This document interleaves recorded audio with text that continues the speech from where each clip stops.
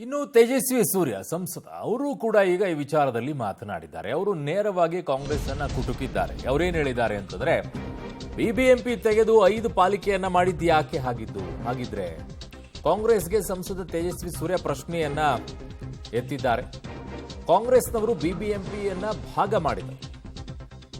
198 ವಾರ್ಡ್ಗಳನ್ನ 369 ವಾರ್ಡ್ಗಳಾದವು.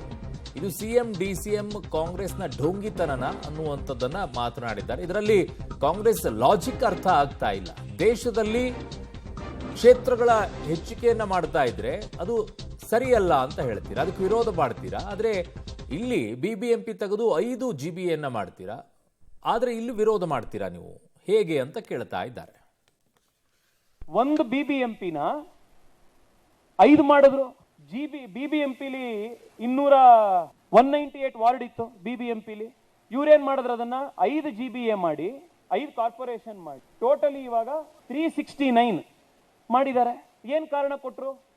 ಇಲ್ಲ, ಬೆಂಗಳೂರು ಬೆಳೆದಿದೆ, ಬೆಂಗಳೂರು ಜನಸಂಖ್ಯೆ ಜಾಸ್ತಿ ಆಗಿದೆ, ಒಬ್ಬ ಕಾರ್ಪೊರೇಟರಿಗೆ ಅಷ್ಟೊಂದು ಜನಸಂಖ್ಯೆಯನ್ನು ಹ್ಯಾಂಡಲ್ ಮಾಡಕ್ ಆಗ್ತಾ ಇಲ್ಲ, ಅದಕ್ಕೋಸ್ಕರ ನಾವು 25,000ಕ್ಕೆ 20,000ಕ್ಕೆ ಒಂದು ವಾರ್ಡ್ ಮಾಡ್ತಾ ಇದೀವಿ. ಅದಕ್ಕೆ ನಮಗೆ ಒಂದು ಕಾರ್ಪೊರೇಷನ್ ಸಾಕಾಗಲ್ಲ, 5 ಕಾರ್ಪೊರೇಷನ್ ಬೇಕು. 198 ಸೀಟ್ ಸಾಕಾಗಲ್ಲ, ನಮಗೆ 369 ಸೀಟ್ ಬೇಕು. ಅದಕ್ಕೋಸ್ಕರ ನಾವು ಇದನ್ನ ಮಾಡ್ತಿದೀವಿ ಅಂತ ಇವರಿಲ್ಲ ಅಂದ್ರು. ಡಿ.ಕೆ. ಶಿವಕುಮಾರ್, ಸಿದ್ದರಾಮಯ್ಯನವರು ಬೆಂಗಳೂರಿನಲ್ಲಿ ಡಿಲಿಮಿಟೇಷನ್ ಮಾಡಿದಾಗ ಜನಸಂಖ್ಯೆ ಜಾಸ್ತಿ ಆಗಿರುತ್ತೆ. ನರೇಂದ್ರ ಮೋದಿ ದೇಶಕ್ಕೆ ಡಿಲಿಮಿಟೇಷನ್ ಮಾಡಬೇಕು ಅಂದಾಗ ಮಾತ್ರ ಜನಸಂಖ್ಯೆ ಜಾಸ್ತಿ ಆಗಿರಲ್ವಾ? ಯಾವ ಲಾಜಿಕ್ ಇದು?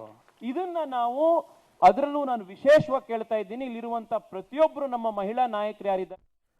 ನನ್ನ ಸಹೋದ್ಯೋಗಿ ಈಗ ಮಸೂದ್ ನನ್ನ ಸಂಪರ್ಕಕ್ಕೆ ಸಿಗ್ತಾ ಇದ್ದಾರೆ ಪೊಲಿಟಿಕಲ್ ಬ್ಯೂರೋ ಇಂದ. ಮಸೂದ್, ಈಗ ಐ ಥಿಂಕ್ ಈಸ್ ರೈಟ್ ಅಂತ ಅನಿಸ್ತಾ ಇದೆ ತೇಜಸ್ವಿ ಸೂರ್ಯ. ಒಂದು ಕಡೆಗೆ ಬೆಂಗಳೂರಿನಲ್ಲಿ ನೀವು ಬಿಬಿಎಂಪಿಯನ್ನ ತೆಗೆದುಬಿಟ್ಟು ಬೆಂಗಳೂರು ಅಭಿವೃದ್ಧಿ ಆಗಿದೆ, ಕ್ಷೇತ್ರಗಳಿಗೆ ಹೆಚ್ಚಿನ ಒತ್ತನ್ನ ಕೊಡಬೇಕು ಅನ್ನೋ ದೃಷ್ಟಿಯಿಂದ ಅದನ್ನ 5 ಪಾಲಿಕೆಗಳನ್ನಾಗಿ ಮಾಡಿಟ್ರಿ, ಅದರ ಜೊತೆಗೆ ವಾರ್ಡ್ಗಳನ್ನ ಹೆಚ್ಚಿಗೆ ಮಾಡಿದ್ರಿ ಅಂತಂದಾಗ ದೇಶದಲ್ಲೂ ಅದರ ಅಗತ್ಯತೆ ಇದೆಯಲ್ವಾ? ಈಗ ದೇಶ ದೊಡ್ಡ ಮಟ್ಟದಲ್ಲಿ ಬೆಳೆದಿದೆ, ಜನಸಂಖ್ಯೆ ಜಾಸ್ತಿ ಆಗಿದೆ, ನೋಡಕ್ಕಾಗಲ್ಲ ಒಬ್ಬೊಬ್ಬ MLA ಒಂದೊಂದು ಕ್ಷೇತ್ರವನ್ನ.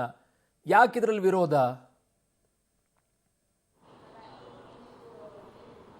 ಅರುಣ್, ಮಹಿಳೆಯರಿಗೆ 33% ಲೋಕಸಭೆ ಮತ್ತು ವಿಧಾನಸಭೆಯಲ್ಲಿ ಮೀಸಲಾತಿ ಕೊಡುವಂತಹ ವಿಧೇಯಕ, ಅದು ತಿದ್ದುಪಡಿ ವಿಧೇಯಕಕ್ಕೆ ಸೋಲಾಗಿರುವಂಥದ್ದು. ಇದು ಈಗ ಕಾಂಗ್ರೆಸ್ ಮತ್ತು ಬಿಜೆಪಿ ನಡುವೆ ದೇಶಾದ್ಯಂತ ಎರಡೂ ಪಕ್ಷಗಳ ನಾಯಕರು ಈಗ ಪರಸ್ಪರ ವಾಕ್ಸಮರಕ್ಕೆ ಇಳಿದಿದ್ದಾರೆ.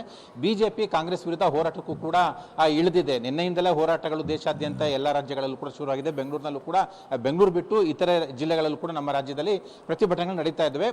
ಕಾಂಗ್ರೆಸ್ನ ಮನಸ್ಥಿತಿ ಮಹಿಳಾ ವಿರೋಧಿ.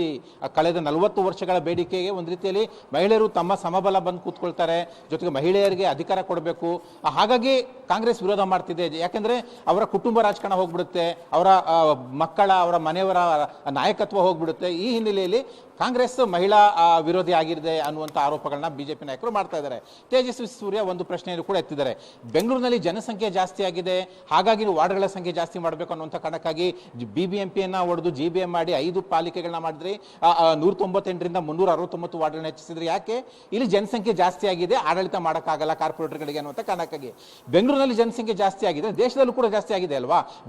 ದೇಶದಲ್ಲಿ ಜನಸಂಖ್ಯೆ ಜಾಸ್ತಿ ಆಗಿದೆ ಅನ್ನೋ ಕಾರಣಕ್ಕಾಗಿನೇ ಡಿಲಿಮಿಟೇಷನ್ ಕೂಡ, ಮರು ವಿಂಗಡಣೆ ಕೂಡ ತರ್ತಾ ಇರೋದು. ನೀವು ಮರು ವಿಂಗಡಣೆ ವಿರೋಧ ಮಾಡೋಕ್ಕಾಗಿ ಮಹಿಳಾ ಮೀಸಲಾತಿಯನ್ನು ಕೂಡ ವಿರೋಧ ಮಾಡ್ತಾ ಇರೋದು. ನಿಮ್ಮ ಮನಸ್ಥಿತಿ ಕಂಡು ಬರ್ತಾ ಇದೆ, ಎಕ್ಸ್ಪೋಸ್ ಆಗಿದೆ ದೇಶದ ಮುಂದೆ. ಜೊತೆಗೆ ಕಾಂಗ್ರೆಸ್ನ ರಕ್ತದಲ್ಲೇ ಇದೆ ಮಹಿಳೆಯರ ವಿರೋಧಿತನ, ಅಂದ್ರೆ ಮಹಿಳಾ ವಿರೋಧಿ ಮನಸ್ಥಿತಿ ಕಾಂಗ್ರೆಸ್ನ ರಕ್ತದಲ್ಲೇ ಇದೆ ಅನ್ನುವಂಥ ಆರೋಪಗಳನ್ನ ಮಾಡ್ತಾ ಇದ್ದಾರೆ. ಒಂದು ರೀತಿಯಲ್ಲಿ ಎರಡೂ ಪಕ್ಷಗಳ ನಾಯಕರ ನಡುವೆ ಜಟಾಪಟಿ ಜಾಸ್ತಿ ಆಗ್ತಿದೆ.